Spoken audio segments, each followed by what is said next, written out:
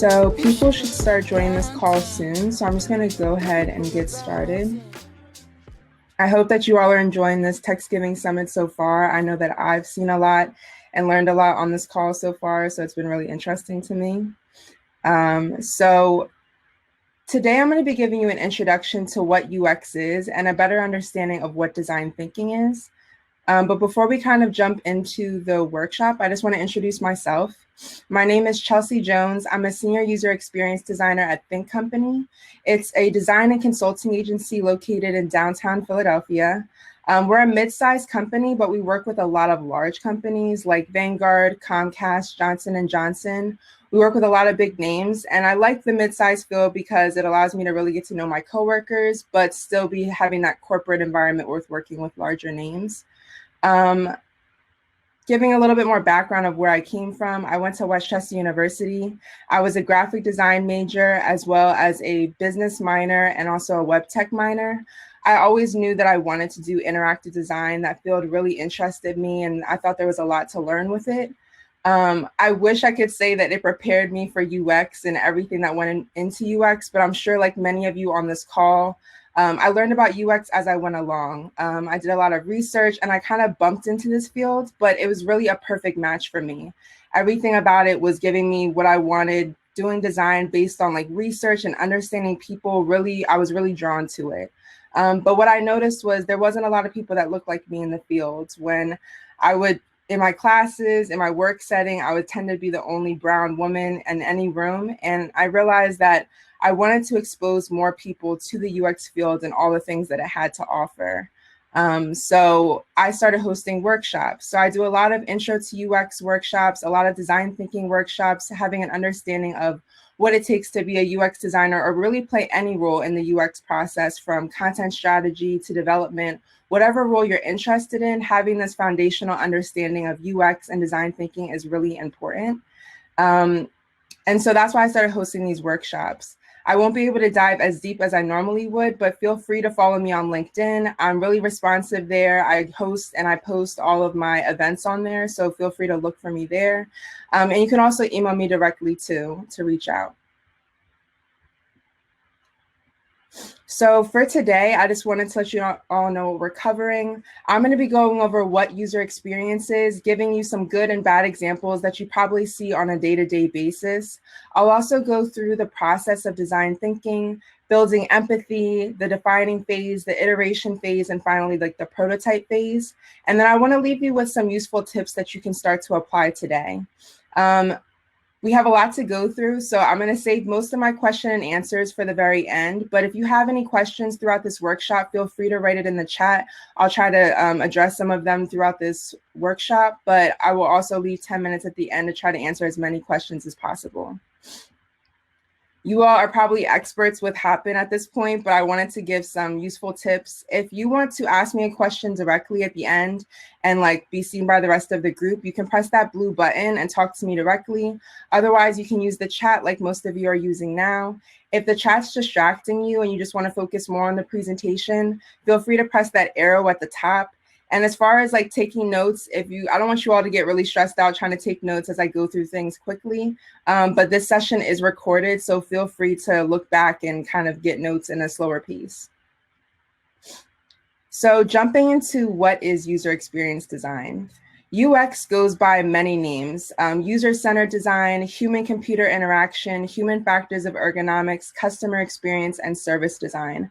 But I highlight a couple of words here, and it's user and human. As UX professionals, it is our job to advocate on the behalf of the user. To give you a more formal definition, user experience or UX focuses on having a deep understanding of users, what they need, what they value, their business goals and objectives, their abilities, and finally their limitations. And again, I highlight the words needs and values, goals, abilities, and limitations. It's all about understanding who the users are, what it is that they need, what it is that they value, and how is that guiding our decision-making as designers and UX practitioners. So some examples of UX design are things that we see on a day-to-day basis. I'm sure in this pandemic world, Netflix is our go-to, and Netflix is a great example of how we are accommodating what users need, right? From hovering over videos and having it play back to you, from curating lists based on what you've recently watched or things that they notice you're interested in, Netflix is constantly looking for ways to keep the user coming back for more and help guiding their process through watching videos. Another example is Amazon, another major hit after the pandemic started. Amazon is always looking for ways to cater to the user, from having the homepage curating list options based on what you've been searching for, things that you've been looking at recently, or when you're searching for objects, how they can customize lists by brands, by color, by price, if it'll arrive to you by tomorrow. They're trying to make your process as efficient as possible and keep you coming back for more. And it's not just digital, right? Another example of this is Apple. I'm sorry to all you Android users on this call. I am an Apple advocate, so I will talk about Apple all the time. But Apple is another example of a customer experience and how they're always thinking about the user experience when people enter the store. From how they have people people meet you with iPads, taking in what is it that you're looking for? If you want to make an appointment slot, they will really value your time to make sure that they are being as efficient as possible with you as a customer. So what this all comes down to is that design is not art. It's about crafting solutions to real issues. And what do these issues look like? These few examples that I have on the screen are probably things that we see on a day-to-day basis, but I'm gonna hone in on something as simple as the ketchup bottle. The ketchup bottle was first created with a really aesthetic purpose. It was in a glass jar facing straight up, and it looked good, and they were only worried about the design of this. But when they started to consider what the user experience would be, they flipped the ketchup bottle on its head and had it in a plastic container. And what does this allow? When you're eating, your ketchup won't be spilling all over your plate. The plastic jar allows you to use more of the contents within the container. So the ketchup bottle is a really simple example of when we move from thinking only about aesthetics and the visual, and when we start to consider what the user experience will be like. So what is design thinking? Design thinking is really the philosophy of what all design decisions are made for when you're a user experience designer. Design thinking takes it out of the hands of what looks good and only what the business goals are, and really focuses on what is the user experience and how do we guide these decisions. So a more formal definition of design thinking is that design thinking is a philosophy and a set of tools that help you solve problems creatively. And the process of design thinking can really be broken down into 4 major steps. Building empathy, which is gaining a background of the user and the business objectives. The defining phase, which is identifying the problem that you're trying to solve based on the observations that you saw through your research. The ideation phase, which is really about brainstorming, finding ways to resolve the problem based on what you've noticed so far and all the research that you've done. And then finally, that prototyping phase, which really brings your design to life. And then this is where testing becomes really, really important. And the most important thing to note about this process is that it's really agile. It's not about moving one step to the other. You will often, if you work in the design fields, go back and forth in your process. And then with testing and with iteration, you'll finally reach your best solution. So starting off with the first phase, which is empathizing, and how are we building empathy for the user? During this phase, you should be asking yourself some major questions, and these are, what is the user demographic that we're trying to appeal to? What are their needs? What problems are they trying to solve? What limitations do they have? What do these people do on their day-to-day basis?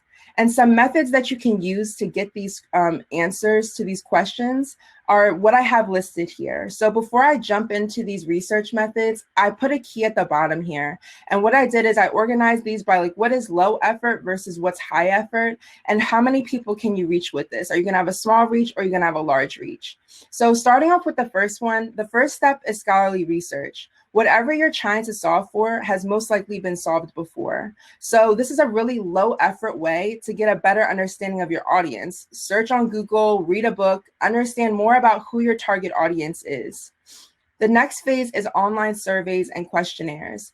Online surveys and questionnaires are really low effort. You can use things like Airtable, SurveyMonkey, even Facebook or Instagram has survey options now that you can use, and you can really reach a large audience with this. Surveys take like an hour to make, but they can be really useful in understanding those basic levels of who your target audience is and what their needs are. Another pretty low effort task is doing a diary study, and this can potentially have a large reach too. You're going to hear me mention social media a lot because in this pandemic world, we really have to rely on the resources that are already given to us, and we can have a really large reach with them. A diary study, pretty much you're choosing people that meet the demographic of the people you're trying to look for. And like it sounds, they're kind of filling out whether it's a Google Doc or a written piece of paper. They're writing out what they do on a day-to-day basis, just tracking their behaviors, how they're feeling, what tasks they're doing. And then through that, you can understand more about how your audience is behaving on a day-to-day basis. Another way of tracking your audience is behavior tracking through analytics. This is something that, again, is low effort and has a large reach. Analytics is a huge world, so I'm not going to dive too deep into it, but pretty much you would use analytics if a business ever came to you, or if you're working with someone who already has a website or application. What analytics allows you to do is track the behaviors of the audience who's using a particular product. So for instance, if I had a website and I used Google Analytics as an example, I could track how many people have visited my website, how long are they staying, when do they decide to abandon it, what are people commonly clicking on? And then through that, it'll allow me as a UX practitioner to be able to understand what elements I need to improve and how things can become better. Another example of a research method is one-to-one interviews. These are a bit higher effort and they can have a small to medium reach, but again, it depends on how large your project team is. One-to-one interviews allow you to be able to really get an understanding for who your audience is, what their needs are. You can ask them individual questions, and it's better than a questionnaire because it's more than just getting answers. You can see their behaviors and their mannerisms as they answer those questions. And then finally, a focus group. This is only considered high effort because coordinating people's schedules, we know everybody's busy. No one really has that much time these days. But if you can get your group together, a focus group can be really powerful. What they can do is, as a group, perform a task. They can mess with a product, even if it's a physical product that you're creating. And then based off of that, they'll give you their feedback. What were their feelings? What were their emotions? What did they like? What did they not like? And it allows you to get a lot of people's feedback at the same time, which is really valuable. So after you've done all of these research methods, I'm sure you're probably wondering, how do we synthesize this information? You've learned a lot. You're probably going to have a lot of people's feedback. How do you then hone in on what you're trying to say? And what I recommend is creating a persona. For any project that you're creating, I recommend creating 3 to 4 personas. And what these are semi-fictional characters that will give you an understanding of the potential or current customer that your product will have. And so I'm not going to dive too deep into this personas that I have on the screen here, but what your persona should do is they should range in age, gender, and background. And you can cover a bunch of different demographics when it comes to a persona. And Google has plenty of examples of this. But for the ones that you see on the screen here, the high level things I wanted to understand was like level of tech experience. What are their goals? What are their pain points on their day-to-day? What's some of their major responsibilities or limitations? What are some of their habits? And these will let you understand more about your potential user. I love putting like a fake name and a picture to the user as well, because what UX is all about is relating to a person. So sometimes when you're just creating projects and you don't have anyone to refer back to, you get really caught up in what is it that you like or what is it that you want. But having a persona gives you a real face to look at and builds empathy towards. Again, if you have any questions as I'm presenting, feel free to write them in the chat and I'll try to answer them as I go along. So the next phase of this process is the defining phase. During the defining phase, you really want to address what the problem is. So you've already built empathy in the very beginning. You have learned what the business goals are and what their limitations are. You've learned what the user goals are and what their limitations may be. And at this point, you want to define a problem to solve. And how you can define that problem is you want to find patterns in the common challenges you noticed from users. What areas of opportunities were you seeing in competitors or from what you were learning from the business? And what are some general observations that you noticed to define the problem that you're trying to solve with your product? So if I'm developing a website, it's really important to figure out what is the problem that I want to address with the website and how are we going to get to a solution with that? So what I recommend is using a template like this. I use this a lot at Think Company to define a purpose statement. And the way it works is that it goes, we want to, and in the blank, you put in the goal that you want your product to solve for so that it will lead to an outcome. Like, what are the outcome that you're trying to achieve? Because, and then you state the challenge. What's the challenge that you've noticed in the market that this product will address? And then finally, we will know we're successful when, and you want to leave an outcome here. And not only just an outcome, but you want it to be a measurable one. Like, what is it that you can measure and see? To give you an example of what this looks like, if I was creating a purpose statement for my workshop here, I would say, we want to create a UX workshop so that more people can be informed about the UX field, because there are not enough people of color in the UX field. And we'll know we're successful when the number of people of color applying for UX positions increases by at least 25%. So this may be a far-reaching goal, right? But if I was creating this purpose statement, this would be my North Star. This would be what I would keep looking back through as I'm doing workshop to workshop to guide my decision-making moving forward. Once you have defined what your problem is, now is the time to ideate. And when in the ideation phase, you're trying to figure out how to solve this problem. So you've already built empathy for the user, you've already built empathy for the business goals, you've defined and clearly stated what your problem is that you're trying to solve, and now is the time to form a solution. And during the solution phase, it's about quantity over quality. And I know that sounds a little bit weird, right? We're always searching for quality first. But the problem is that when we lead this with searching for quality, we tend to settle for our first solution or the one that we feel is the best. And at this time, it's all about creating as many solutions as you possibly can. And the recommended approach to this is collaborating. Collaboration is really key here, because the more that you can work with others, brainstorm and gather ideas, the better off you'll be. And so some ways to collaborate here, you're going to see this time lapse of me on the side working with a colleague of mine. Really great ways of collaboration is whiteboarding or post-it noting, getting out as many ideas as you possibly can. And the one thing I want you to understand here is that as I go through design thinking, I'm not giving you the recipe to solve every single problem that you're trying to do. I'm just giving you a high level view of the philosophy of it. So if you want to learn more about what techniques or what exercises you can perform, I highly recommend you do some research around that. And I'll also provide some resources at the end. But understanding that we are not in the we're in place working together environment that we're normally in because of the pandemic, I highly recommend you use tools like Miro or Mural. These are really great tools that allow you to collaborate in a virtual way. So you can even whiteboard or like post-it note using these tools. When we've done this collaboration, we've thought of all of our ideas, we've put all of our solutions out there, and we've started to figure out what is the most successful one and what is the one that we want to carry over. The final phase that I'm going to walk you through is the prototyping phase. So during the prototyping phase, we've realized we've narrowed down our solutions to maybe 1 or 2 solutions that we feel really excited about.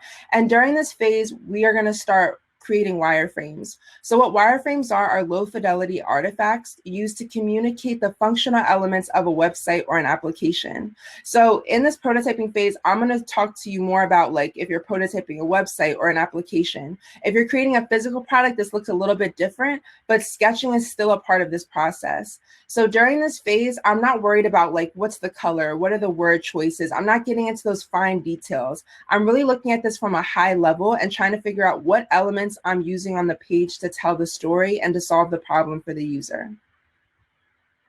Once you've started to understand what it is that you're creating and how it is that you're designing this, this is really where you want to get into the look and feel of the product that you're creating. So using the design inspiration that you've gotten, here it's really important to look at design inspiration and look at your competitors as well. When you're choosing color and textiles, from deciding on your language, this should all be based on the research that you've done, understanding more about your user. So you want to get together, and typically what I do is get a mural of design inspiration and I kind of collage it all together. I'll put together color choices and I'll base that on my decision making and textiles that really support the story that I'm trying to tell. And finally, I have an example here of what I've created when I've created a prototype before. So during this prototyping phase, design mockups show the actual thing people will use. They bring the underlying structure and the logic of the wireframes to life. So this is where you can really start to put a skin on what you've done. When you've created those low fidelity wireframes, you've talked about the structure, you've built the elements, but during this prototyping phase, you're really bringing things to life, adding color to it. And what a prototype allows you to do is create this facade of a real thing. So someone can, if you created a prototype in Envision, and these are some tools that I recommend on the left, you can then click through it and really get the feel as if this was a real product. So unfortunately, I don't have the time to walk you through all of these tools, but I did want to give you some suggestions to get you started. Envision is a really common tool that's used for prototyping. Sketch and Adobe XD is really used heavily in the designing phase when you're designing any type of website or application. Adobe Photoshop is taught early on in your design career. If you went to college for design, you probably see these things really often. And then Figma is a tool that's being used now. I'm just starting to learn more about Figma, but it's really similar to Sketch. So if you wanted to do some brainstorming and learn more about these tools, you can feel free to. And what I do is I did provide you with a list of some videos that give you a clearer walkthrough of these tools. I'm going to drop them in the chat here. So if you wanted to look at them on your own and learn more about these tools, you can feel free to.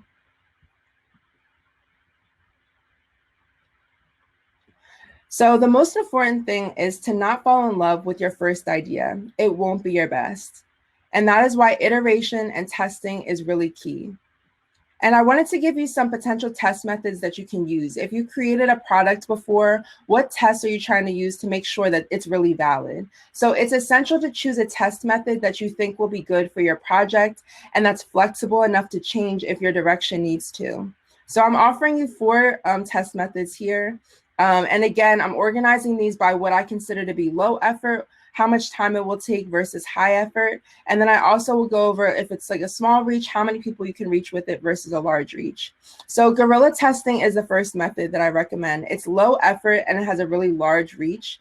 A guerrilla way of testing is just putting a product out there with no direction. You're not giving any guidance behind anyone. So if I was going to put this in like a real setting, if I designed a t-shirt design and I just want to get someone's opinion on it, it's just me standing out in the middle of downtown Philadelphia with a sign saying, what do you think? It's just gaining people's insights and feedback and seeing what they have to say about your product. And if you were doing this in a virtual lens, thinking about the pandemic, if you created a web page or anything like that, it's you posting your web page on Facebook and getting people's initial feedback on what you created. Another method is an unmoderated remote usability testing. And the way this works, it works really well if you're creating some type of application or a website. What you would do is you would send a link out. You can do this through an email or social media, and you would have people perform tasks on your application. So if you created a prototype on Envision, you could send an Envision link out to a group of people and have them click around and talk about what their experiences are. Something like this would probably be followed up with a survey to really gain their feedback, but it's just watching people's behavior. And the point of it being unmoderated is that you're not offering anyone any opinions. You're not giving them any guidance on how they should do this. You're still not having any choice on who is involved in this. It's really open and just gaining people's feedback on what you've created. A lab usability testing is a little bit higher effort and it potentially can have a medium reach, but again, this is based on the size of your project team. So for lab usability testing, you're really just trying to gain people, again, their feedback on what your prototype is, but now it's a lot more controlled.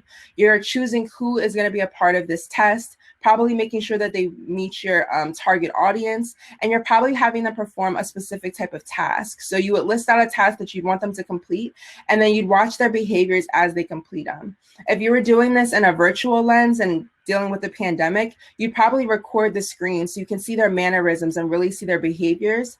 Otherwise, hopefully the pandemic will be ending soon. You would be able to sit and watch their behaviors. So you can gather more than just if they completed the task and how long did it take for them to complete it. You'd also see their behaviors and mannerisms along with this.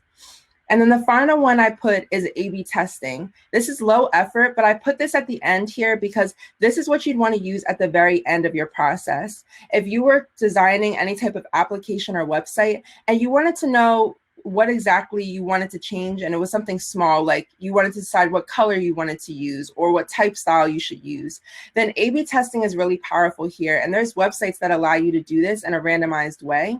But the way that it works is you're testing one feature at a time, and you're putting this on a website, and you could have half of your group look at one version. So if I was going to say, I don't know what color I want my presentation to be, purple or blue, and I wanted to gain people's feedback on which one they were drawn to first, I would release half my presentation out to the A group, and then I would release the other half, the blue version, to the B group. And then based on their feedback, it would allow me to decide which feature was going to be the best. So you can use the same application when you're doing any type of website. And the most important thing is that you're testing one feature at a time and not multiple things. So you're not changing the type and the color. You're only choosing one item at a time. So I've gone through a lot of information here, gone through the entire design thinking process from building empathy to the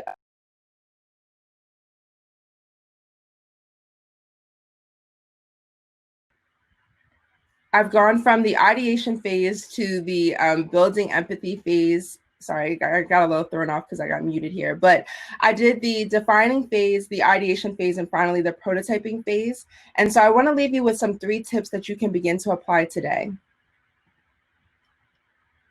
The first is that less is more. Too many options can sometimes cause more stress than success. So we've all walked into a store and seen multiple products that we have to choose from. And what does it do? It stresses us out. We don't know what we want or what we want to make happen. And sometimes as designers, we think that by having more options, we're accounting for everybody. But what this really does is it slows the user down. It makes them unsure about the decisions that they're making. So I recommend narrowing down your search options so that it makes the user's process a little bit more efficient. A second tip is that friction is not always a bad thing. Having an extra step in a decision-making process can cause your user to make a more informed decision. So an example of this is Facebook. When you want to unblock someone from Facebook, it'll usually have a pop-up, which will slow you down, and it'll force you to read all the things that by adding this user on again, what they'll have access to. And it's because they want you to make sure that you're making the most informed decision possible. And then finally, simpler is smarter. Skip the jargon and make your content as skimmable and easy to understand as possible. I love to cook, and whenever I see a recipe online and it starts off with how your great-great-grandmother handed this over to your mother, I'm just going to skip over it. I don't want to read the story. I want to just get straight to the recipe. So skip over that jargon and make it as easy to understand as possible. So having something that has 3 steps on it, images to go along with it, will automatically improve the user's experience. Thank you all, and I hope that this gave you some useful gems about the design process.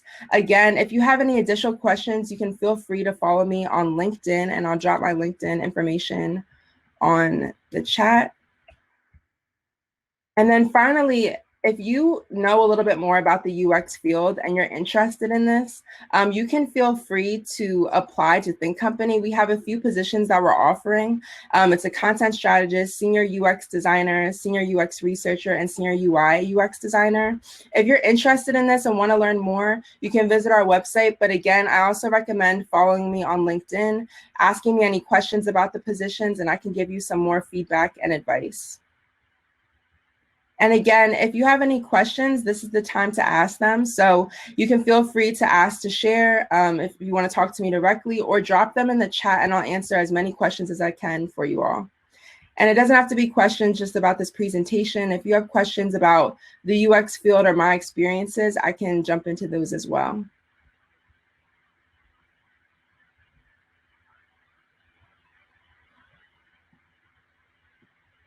So I'm going to stop sharing, but if you all have any questions, feel free to drop them in the chat.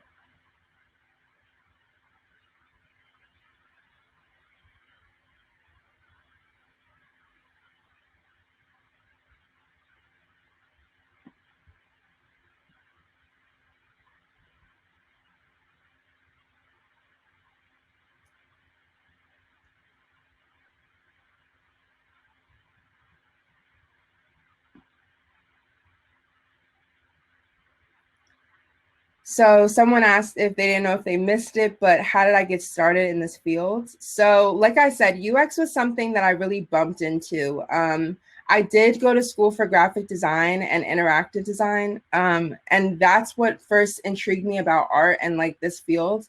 But UX, the way it kind of happened was that I was working at a job where I was an interactive designer, really worried about visual design, but I just wasn't happy with it.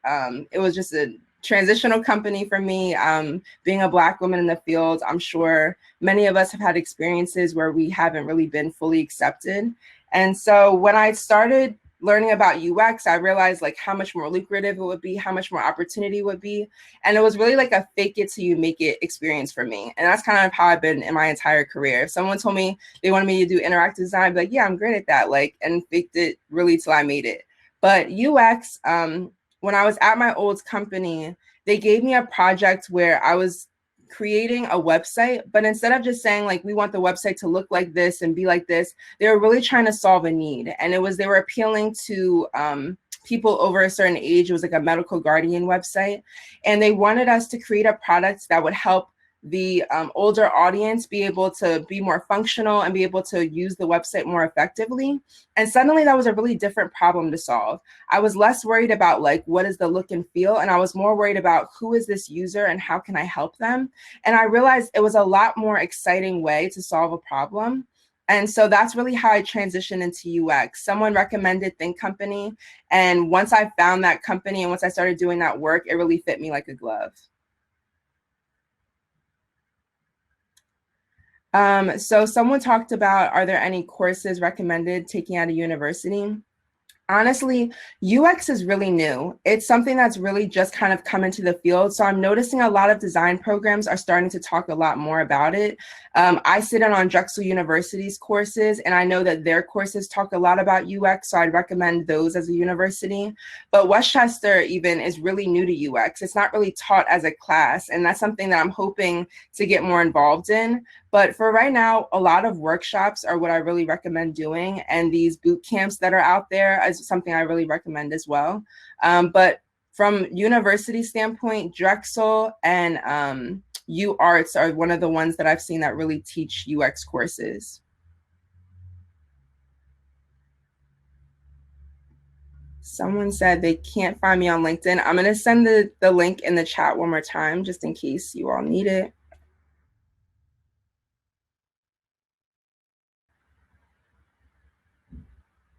Hopefully I answered Anne's question about my experience in the field and how I kind of started out in the field. Some advice that I would give to kind of add on to that point, though, is that mentorship is so important. I don't think I would be where I'm at without a mentor. They've really guided my decision making, and I consider myself a mentor now. So that's why I gave my LinkedIn information. Feel free to reach out to me. I know I wouldn't be where I'm at without the women that I had kind of guiding me. And I had a lot of women mentors, but to this day, I still don't have a Black mentor, like someone who really experienced some of the pitfalls that I experienced in my field. And when I say pitfalls, I just mean like, you know, we have to work twice as hard and we have to always be putting the best foot forward. And so I really wish I had something like that moving forward. So I highly recommend just reaching out to your network and asking for help. No one has ever reached out to me and been turned away. And most people who are experienced in the field want to help you.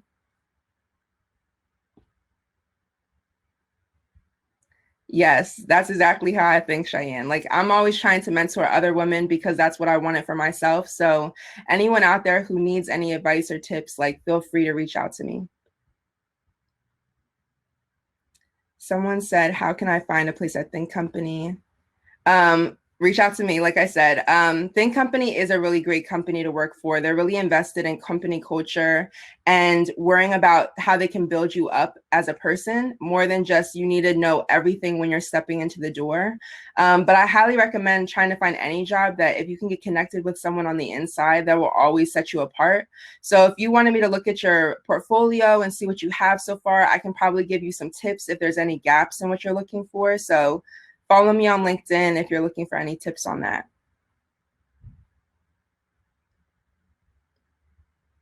Are there any questions that I missed, or did anyone else have any questions about the field?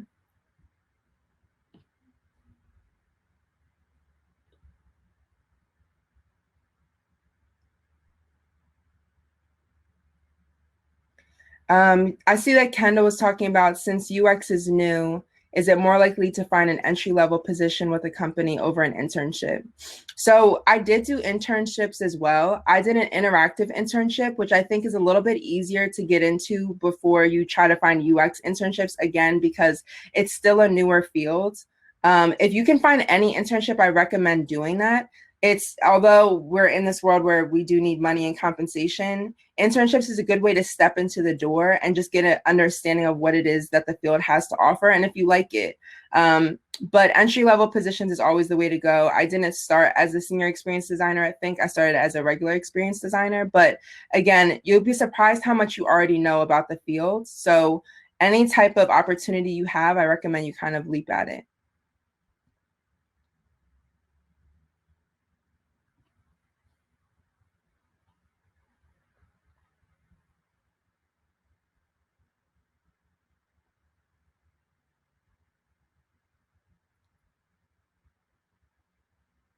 If anyone else has any questions, feel free to drop them in the chat, or if you want me to fill in a little bit more about myself, I can do that too.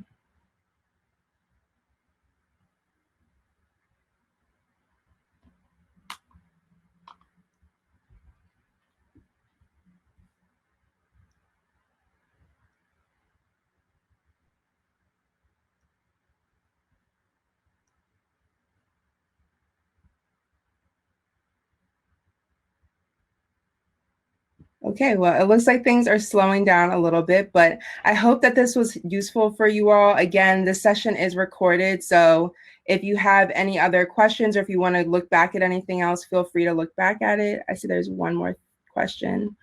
What was the catalyst for you starting off on your design path?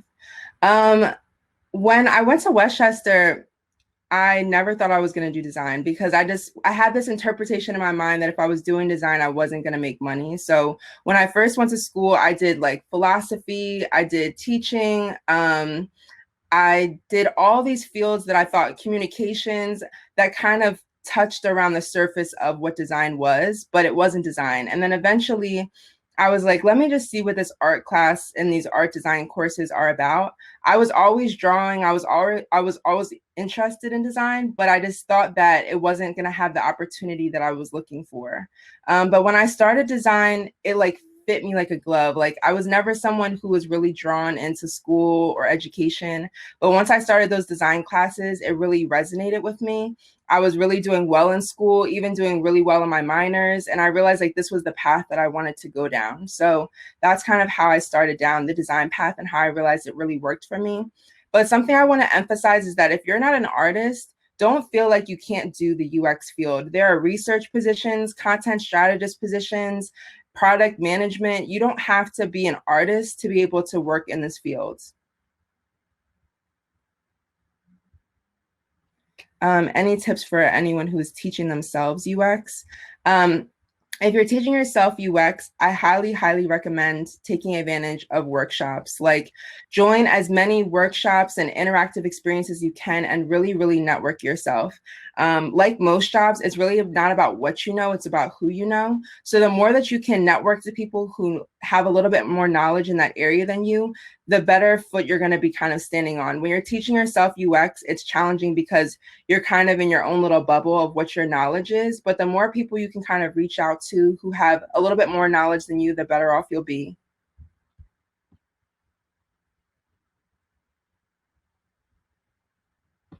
What are 3 things that you should definitely include in your portfolio? That's a good question. So, things that you should have in your portfolio. As a UX designer, that's what I'm kind of going to go at. When it comes to like research and content strategist, theirs might be a little bit different. But when I was pivoting from an interactive designer to a UX designer, I realized that my portfolio really needed to change. As an interactive designer, it was really visual. Like, I had websites that I had designed and I had applications that I designed, but there was no explanation for it. But when you are designing a portfolio as a UX researcher, a UX designer, explanations is what you need. You want to show all of the research, all of the low fidelity wireframes, everything that you did that led you to your final product. Because what they want to know is not what the final outcome of what you created was. They want to know how you got there. So if you can show like who your research audience was and how you made that decision. Show images of the interviews that you've done. If you have video walkthroughs, like incorporate all of that in your portfolio. When I say portfolio, I'm thinking more of like a website experience. Show your low fidelity wireframes and your sketches. Like they really want to see what your process was in your decision making and how you got to the final outcome that you had.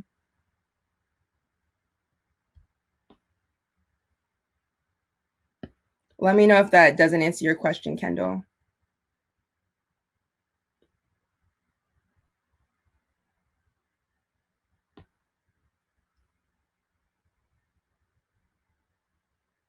Perfect.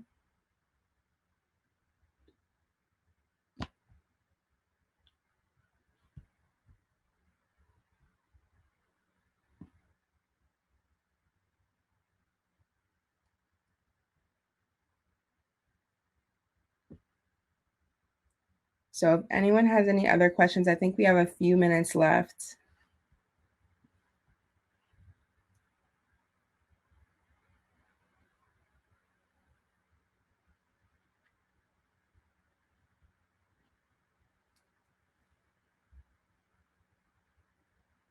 So I see there's a question here. Can I put non-UX projects in my portfolio? You organized a silent charity auction. I think it really shows my passions and interests. Definitely. The thing about a lot of these design agencies is personality matters. What you do outside of work is kind of equally tied into what you do in work.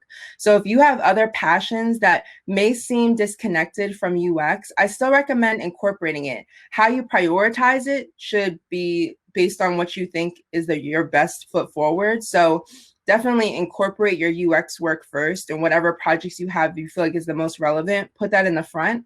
But if you have other interests that show that you have leadership skills, good communication skills, good working in teams, all those soft skills are really, really important in an agency environment, because it's more than just being able to do your work well.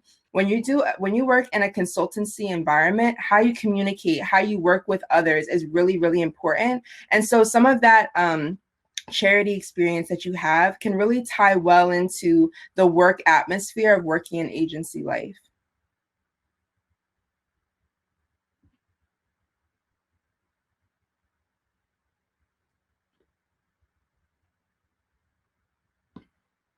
You're welcome.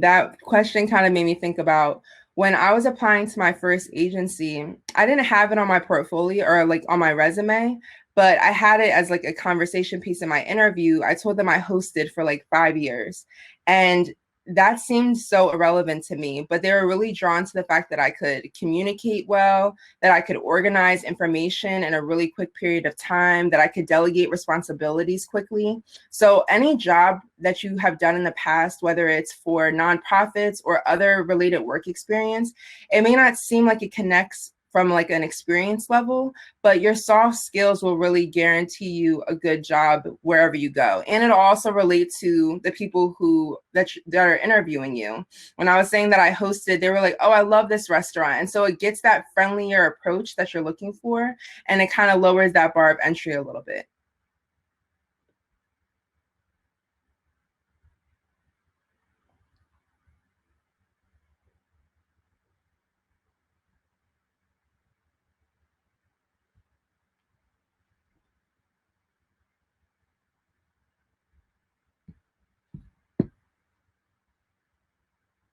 What's my favorite part about being a UX designer? That's a good question. Um, I have two favorite parts about being a UX designer.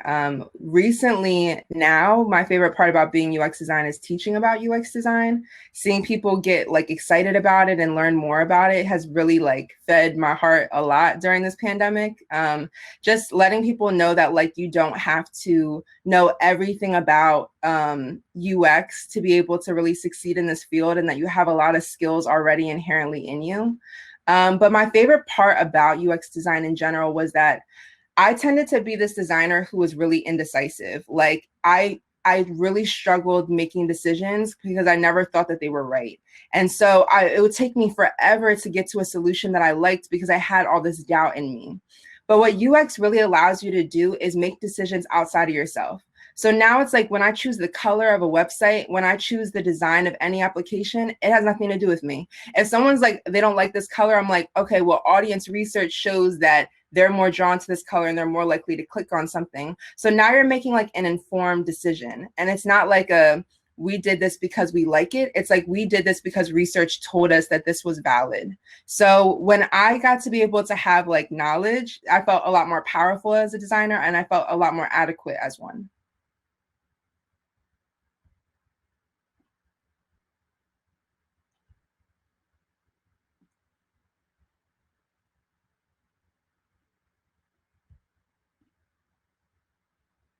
And I will be having more workshops in 2021. I did all my workshops in 2020, but I will be posting about more in 2021 as well.